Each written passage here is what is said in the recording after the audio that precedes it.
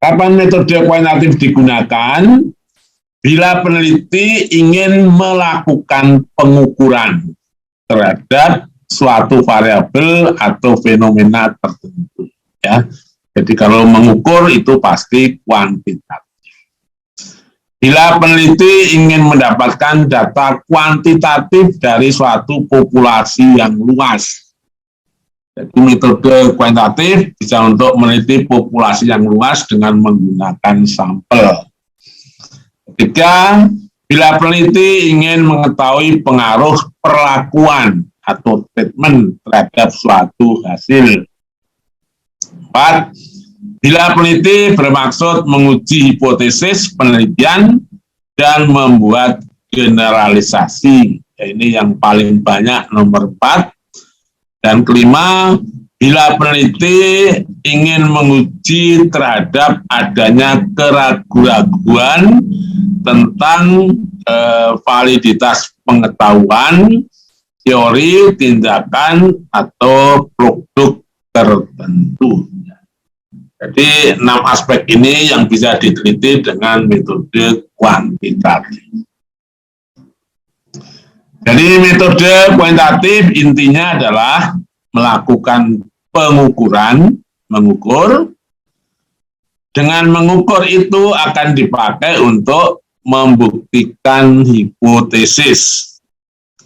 Nah, hipotesis itu ada 3 level. Hipotesis yang disusun dari teori yang sudah ada, itu levelnya adalah aplikasi. Dan hipotesis yang disusun dari teori dan sebagian pemikiran baru, ini ada inovasinya. Dan ada hipotesis yang seluruhnya dari pemikiran baru, sehingga itu levelnya sudah invention. Ya. Nah, proses penelitian kuantitatif diawali dengan adanya masalah, tapi bisa juga penelitian tidak harus berangkat dari masalah, bisa berangkat dari suatu potensi. Ya. Kalau berangkat dari latar belakang masalah, ada identifikasi masalah, ada latar belakang masalah, identifikasi masalah, batasan masalah, dan rumusan masalah. Nah, yang dikemukakan di sini adalah masalah variabel dependen.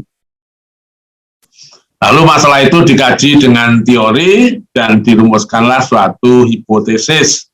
Jadi hipotesis ini merupakan jawaban sementara karena jawabnya baru pakai teori.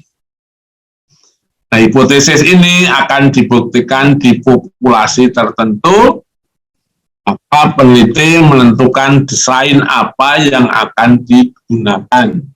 Bisa desain kuantitatif atau kualitatif, bisa desain survei atau eksperimen. Nah, kalau populasi besar, maka penelitian mengambil sampel dari populasi tersebut dan penelitian menguji instrumen hasil pengembangannya.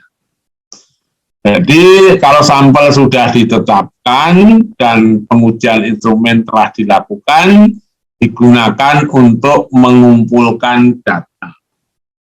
Data yang terkumpul dianalisis dengan statistik. Nah, setelah dianalisis, maka disajikan dan dibuat kesimpulan dan rekomendasi. Jadi langkah-langkah yang berisi tentang 3 tambah 7, 3 tambah 3, 6, tambah 4, 10, ada 12 kotak. Ini adalah cara untuk memahami metode kuantitatif. Bila dilihat dari prosesnya, tapi juga bisa komponen-komponennya. Ya.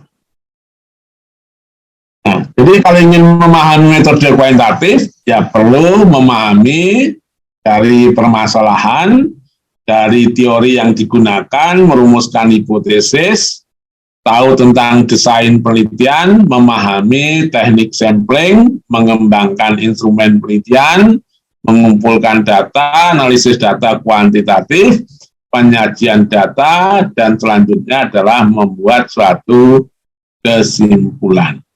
Nah, ini adalah salah satu proses dalam metode kuantitatif. Nah, jadi kalau dibuat dalam bab, kotak pertama itu bab 1, kotak kedua ini bab 2, ya.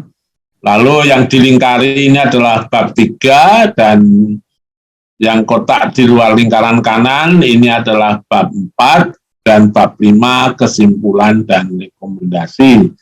Sehingga metode kuantitatif bisa dibuat dalam 5 bab.